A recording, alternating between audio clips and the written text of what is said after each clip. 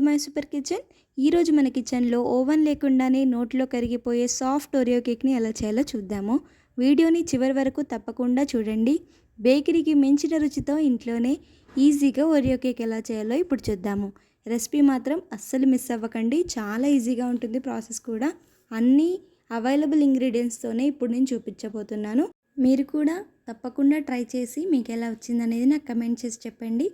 మరి ఈ soft and spongy కేక్ని ఎలా చేయాలో ఇప్పుడు చూద్దాము. ముందుగా ఇక్కడ చాకోస్ తీసుకుంటున్నాను. ఇవి మిక్సీ జార్లో వేసుకొని ఫైన్ పౌడర్ లాగా గ్రైండ్ చేసి తీసుకోండి. ఇలా చేసుకున్న క్రీమ్తోనే మనం కేక్ టాప్ లేయర్ని డెకరేట్ చేసుకోబోతున్నాము. ఎలాంటి విప్పింగ్ క్రీమ్ యూజ్ చేయకుండా చాలా హెల్తీగా ఎలా డెకరేట్ చేయాలో అది కూడా ఇవాళ చూద్దాము.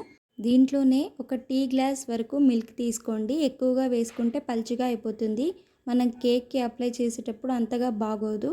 కాబట్టి కొన్నే వేసుకొని మళ్ళీ ఒకసారి ఈ విధంగా గ్రైండ్ చేసి తీసుకోండి. ఈ విధంగా పేస్ట్ లాగా అయ్యాక దీంట్లోకే కొంచెం షుగర్ వేసుకోండి, మీ టేస్ట్కి తగినంత. దాన్ని పక్కకు పెట్టుకొని ఇప్పుడు ఒక మిక్సీ జార్ తీసుకొని దీంట్లోకే ఒక ప్యాకెట్ వరకు ఓరియో బిస్కెట్స్ని వేస్తున్నాను. వీటిని కూడా ఎలాంటి లమ్స్ లేకుండా గ్రైండ్ చేసి తీసుకోండి. మన ఛానల్ ఎవరైనా కొత్తగా చూస్తున్నట్లయితే ప్లీజ్ సబ్స్క్రైబ్ చేసుకోండి. ఈ విధంగా పౌడర్ లాగా అయ్యాక దీన్ని ఒక బౌల్లోకి తీసుకొని దీంట్లోకే ఒక హాఫ్ కప్ వరకు షుగర్ పౌడర్ని వేస్తున్నాను. మీకు ఎక్కువగా కావాలంటే ఇంకొక 2 స్పూన్స్ ఎక్కువగా వేసుకోండి. షుగర్ పౌడర్ వేసాక పూర్తిగా మిక్స్ చేసుకోండి. దీంట్లోకే ఒక హాఫ్ స్పూన్ వరకు బేకింగ్ సోడా వేస్తున్నాను. మళ్ళీ ఒకసారి మిక్స్ చేసుకొని దీంట్లోకి కొద్దిగా మిల్క్ వేసుకుంటూ ఈ విధంగా లమ్స్ లేకుండా మిక్స్ చేసుకోండి. ఈ కన్సిస్టెన్సీ వచ్చే వరకు మిక్స్ చేసి పక్కకు పెట్టండి. మనం ఓవెన్లెస్ కేక్ చేస్తున్నాం కాబట్టి ముందుగానే ప్రీహీట్ చేసుకోవాలి. ఒక పెద్ద గిన్నె పెట్టుకోండి. దీనిలోకి ఒక చిన్న స్టాండ్ని పెట్టుకోండి. ఓవెన్ లేకుండా చేసినా కూడా ఓవెన్లో చేసినట్టే చాలా స్పాంజీగా వస్తుంది. తప్పకుండా ట్రై చేయండి. ఇలాంటి చిన్న స్టాండ్ సెంటర్లోకి ప్లేస్ చేసుకోండి. ఇప్పుడు ఒక 5 మినిట్స్ వరకు ప్రీహీట్ చేసుకోండి. ఇప్పుడు కేక్ని చేసుకోవడానికి బౌల్ని ప్రిపేర్ చేద్దాము. ఒక గిన్నెని తీసుకొని దీంట్లోకి కొద్దిగా ఆయిల్ వేసుకోండి. బాగా స్ప్రెడ్ చేసుకున్న తర్వాత దీంట్లోకి మైదా పిండి కానీ గోధుమ పిండి కానీ వేసుకొని కొద్దిగా కోట్ చేసుకోండి. ఈ విధంగా ఇలా చేయడం వల్ల మనకి కేక్ బేక్ అయిన తర్వాత చాలా ఈజీగా బయటకు వచ్చేస్తుంది.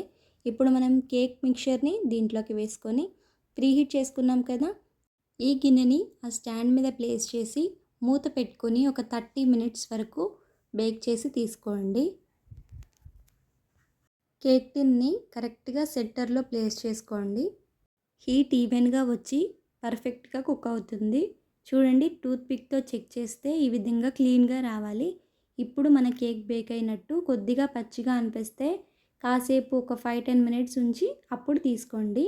ఈ విధంగా పూర్తిగా చల్లారాక చాక్తో జస్ట్ ఎడ్జెస్ని లూజ్ చేసుకోండి.